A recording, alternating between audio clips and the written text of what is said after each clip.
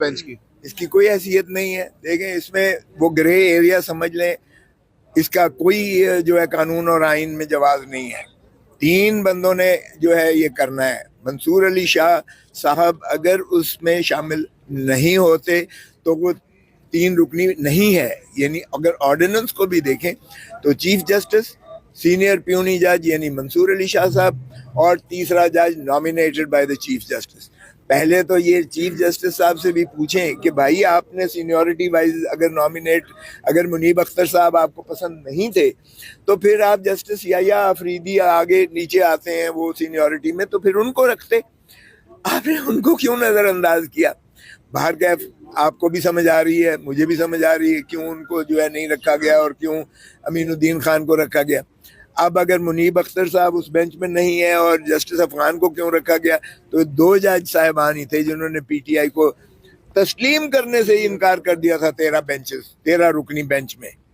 जो 13 रुकनी बेंच ने जो फैसला मखसूस नशिस्तों का पीटीआई का किया, 2 जज साहिबान वो थे जिन्होंने बिल्कुल पीटीआई को एज अ सियासी जमात ही तस्लीम करने से इनकार कर दिया था और उन्होंने मुकम्मल तौर पर इखराज की थी। एक ही जिस अंदाज बेंच की इसकी कोई हैसियत नहीं है। देखें, इसमें वो ग्रे एरिया समझ लें, इसका कोई जो है कानून और आइन में जवाज नहीं है। 3 बंदों ने जो है ये करना है। मंसूर अली शाह साहब अगर उसमें शामिल नहीं होते तो वो 3 रुकनी नहीं है। यानी अगर ऑर्डिनेंस को भी देखें तो चीफ जस्टिस, सीनियर प्यूनी जज यानी मंसूर अली शाह साहब और तीसरा जज nominated by the chief justice. पहले तो ये चीफ जस्टिस साहब से भी पूछें कि भाई आपने सीनियरिटी वाइज अगर मुनीब अख्तर साहब आपको पसंद नहीं थे तो फिर आप जस्टिस या अफरीदी आगे नीचे आते हैं वो सीनियरिटी में, तो फिर उनको रखते।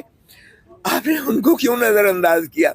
बाहर कैफ आपको भी समझ आ रही है, मुझे भी समझ आ रही है क्यों उनको जो है नहीं रखा गया और क्यों अमीनुद्दीन खान को रखा गया। अब अगर मुनीब अख्तर साहब उस बेंच में नहीं है और जस्टिस अफगान को क्यों रखा गया, तो 2 जज साहिबान ही थे जिन्होंने पीटीआई को तस्लीम करने से ही इनकार कर दिया था 13 रुकनी बेंच में। जो 13 रुकनी बेंच ने जो फैसला मखसूस नशिस्तों का पीटीआई का किया, 2 जज साहिबान वो थे जिन्होंने बिल्कुल पीटीआई को एज अ सियासी जमात ही तस्लीम करने से इनकार कर दिया था और उन्होंने मुकम्मल तौर पर इखराज की थी। एक ही जिस अंदाज बेंच की इसकी कोई हैसियत नहीं है। देखें, इसमें वो ग्रे एरिया समझ लें, इसका कोई जो है कानून और आइन में जवाज नहीं है।